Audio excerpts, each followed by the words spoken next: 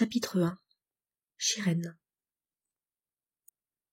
Penché sur ma feuille de dessin, je m'appliquai à finir mon croquis. Mes doigts étaient glacés et je m'interrompis pour souffler dessus, dans une vaine tentative pour les réchauffer. La température extérieure avoisinait le 0, et il ne faisait guère meilleur dans le hangar où je me trouvais. Un courant d'air glacé filtrait à travers les planches mal jointes. Parcouru de frissons, je réajustais ma chaude cape de laine sur mes épaules. Depuis 3 jours, je m'éclipsais dès que possible pour venir travailler ici. En cette saison, il était compliqué de se justifier par des sorties dans les bois ou des travaux d'extérieur. Mais il était tôt, et tout le monde dormait encore profondément lorsque je m'étais levée. Sans un bruit, j'avais traversé la cuisine, attentive à ne pas faire grincer le parquet pour ne pas réveiller mes parents adoptifs, qui dormaient dans la pièce voisine. Dehors, je n'avais croisé personne. Je souris. La surprise n'en serait que plus belle lorsque je sortirais pour les prévenir et leur montrer à tous ce que j'avais accompli. Depuis presque 6 ans, je n'avais pas fait usage de mon don. La seule expérience que j'en avais fait jusqu'à là avait été des plus atroces, mais je ne pouvais pas rester sans rien faire quand le village mourait de faim.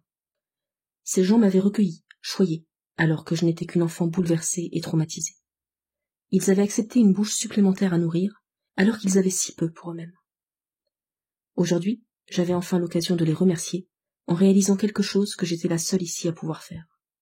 Les magiciens étaient rares dans le royaume, et la plupart étaient au service du roi. Volontairement parfois, mais le plus souvent par la contrainte. Ceux qui se découvraient un talent le cachaient donc soigneusement pour protéger leur vie.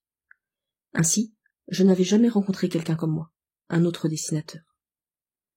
Même au palais royal, ce genre de magie restait extrêmement rare, et peu d'informations filtraient à ce sujet.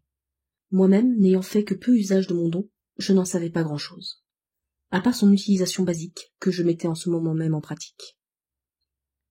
La première étape consistait à dessiner. Pour avoir fait quelques tentatives infructueuses, je savais maintenant que mon sujet de dessin devait être un objet ou une personne que j'avais déjà vu. Comme les sacs de charbon que j'avais représentés sur ma feuille, ou comme les vivres que j'étais en train d'achever de dessiner juste à côté. C'était de loin le plus difficile. Au-delà de la concentration nécessaire pour un dessin ordinaire, user ainsi de la magie me fatiguait terriblement, comme si toutes mes forces disparaissaient au fur et à mesure que le croquis prenait forme. La seconde étape était celle qu'il me restait à accomplir. Je pris une grande inspiration et soufflai sur la feuille. Un picotement légèrement désagréable parcourut ma mâchoire, comme j'en gardais le souvenir lors de ma précédente utilisation de mon don. Quand je relevai les yeux, je vis que la magie avait opéré. La feuille était à nouveau vierge, et tout ce que j'avais dessiné était maintenant bien réel, entassé devant moi. Pommes, poires, pommes de terre, miches de pain, gros fromage odorant, lourd jambon. La salive m'envahit la bouche à la vue de la profusion de nourriture qui s'empilait devant moi. Depuis des semaines, mes repas se composaient de soupe trop liquide et de racines. Nous n'avions rien de plus à nous mettre sous la dent à la maison, comme chez tous nos voisins. Mon estomac se contracta douloureusement à la pensée du festin que nous allions enfin pouvoir faire. Souriante, je contemplais mon œuvre. J'avais longuement hésité à dessiner de nouveau, encore traumatisée par le souvenir de ma dernière utilisation, mais je n'avais cette fois aucun regret. L'année avait été particulièrement compliquée dans tout le royaume, mais c'était notre région qui avait subi le pire. Un été trop chaud, trop sec, avait brûlé les récoltes. L'automne qui lui avait succédé avait au contraire été pluvieux, et les torrents de la montagne au pied de laquelle nous vivions étaient sortis de leur lit. De nombreux hameaux avaient été inondés, les réserves des greniers perdues. Et depuis 2 mois maintenant, l'hiver faisait rage, plus froid que tous ceux dont je me souvenais du haut de mes 18 ans. Les gens mouraient de froid quand ce n'était pas de faim. Les chasseurs n'osaient plus s'aventurer trop loin dans la forêt, tant les loups et les lynx s'enhardissaient, poussés par la faim. Même les bergeries des hameaux voisins avaient été visitées par les bêtes affamées, alors qu'elles se trouvaient entourées de maisons et de bergers attentifs. Alors, si je pouvais aider par ma magie... J'appréhendais seulement la réaction de mes parents. Le dessin, ainsi que toute forme de magie, était un sujet tabou chez nous. Les rares fois où j'avais posé des questions, désireuse d'en savoir plus sur mon don, je m'étais heurtée au silence, voire à des réprimandes sévères. « Tu ne dois jamais en parler, » me répétait ma mère. « C'est bien trop dangereux, pour toi comme pour les autres. » Sachant ce que je leur devais, j'avais toujours respecté leur volonté, quoi qu'il m'en coûte. J'avais pourtant tellement de questions.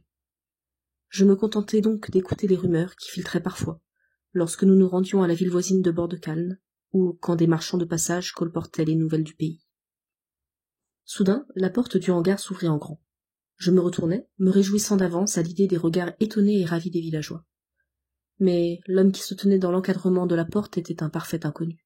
Il était grand, vêtu d'un long et chaud manteau de cuir brun. À la ceinture, il portait une épée de belle facture, aux pommeaux brillants. Il n'avait pas l'allure d'un soldat, malgré son arme et sa musculature évidente, même sous ses couches de vêtements d'hiver. Ses cheveux bruns étaient longs, sa barbe mal taillée. Beau mais effrayant. Il me jeta un regard perçant, puis regarda alternativement ma feuille de dessin, restée posée par terre, et les vivres qui s'amoncelaient derrière moi. Ses yeux s'écarquillèrent, comme s'il avait du mal à croire ce qu'il voyait. Il siffla doucement et sourit largement. Formidable. Une dessinatrice. Tu seras la première depuis bien longtemps. Le roi va être ravi.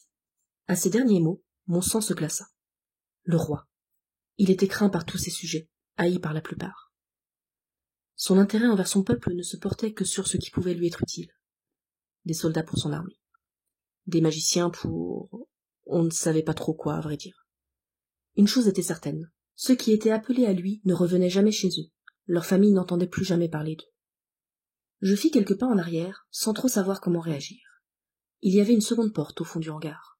Mais je n'eus même pas le temps d'esquisser un mouvement en sa direction. L'homme bondit vers moi et m'attrapa par le bras. Je tentai de me dégager, mais il était si fort.